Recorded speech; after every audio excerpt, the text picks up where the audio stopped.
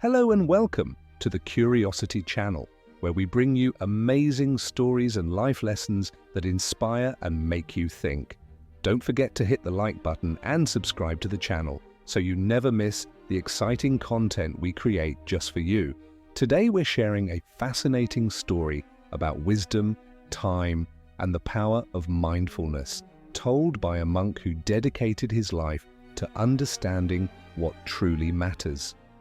The monk began his story with a simple yet profound question.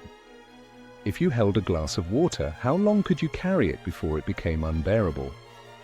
You might think a few minutes, maybe an hour, but the truth is, the longer you hold it, the heavier it feels. This is how life's burdens work. They only grow heavier the longer we cling to them. The monk paused, allowing the words to settle, then added, "It's not the weight of the water that's the problem, but how long you hold on to it.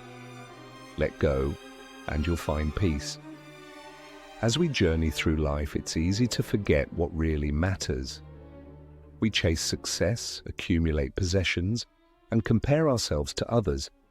But in doing so, we often neglect the simple joys of being present. The monk shared another tale, this time of a traveler who encountered a wise man meditating under a tree. The traveler asked, "What is the key to happiness?" The wise man replied with a smile, "Want nothing and you'll find everything." At first, this idea seems impossible in a world driven by desire, but the monk's point was clear. Our attachment to things, outcomes, and even people is what creates suffering. When we detach and learn to appreciate life as it unfolds, we discover a profound freedom. He shared his own experience of leaving behind a lucrative career to embrace his simpler life in the monastery. The transition was not easy, but with each passing day, he learned that true wealth lies not in possessions, but in peace of mind. The monk's voice softened as he spoke of mindfulness, a practice he believed could transform any life. "Imagine," he said, "that your mind is like a jar of muddy water. If you keep shaking it, it remains cloudy. But when you set it down and let it be, the mud settles and the water becomes clear. Through mindfulness, we allow our minds to settle, gaining clarity and understanding. It's not about eliminating thoughts, but observing them without judgment." He suggested a simple practice. Take 5 minutes each morning to sit quietly, focus on your breath, and watch your thoughts come and go like passing clouds. The monk's stories were rich with lessons about time. "Time," he said, "is the most precious gift we have, yet we squander it as if it's infinite. We spend our days worrying about the future or dwelling on the past, forgetting that the only moment we truly own is now." He told the tale of a man who spent his entire life chasing wealth, only to realize on his deathbed that he'd never truly lived. "Don't wait for a wake-up call to start valuing your time," the monk urged.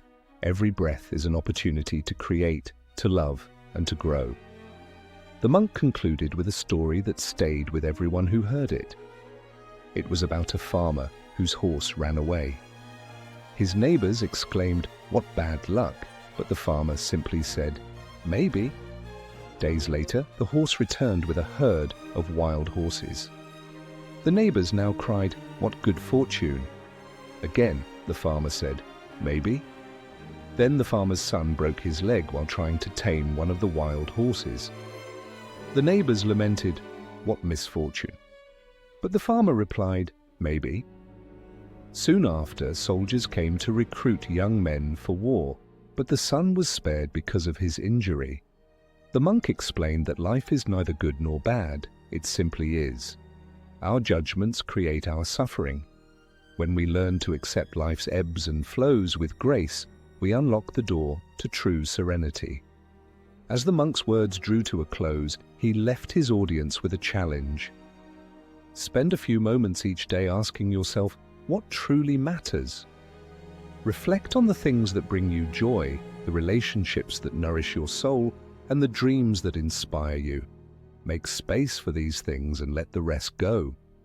In his quiet, humble way, The monk had offered not just advice, but a pathway to a life of meaning, presence, and peace.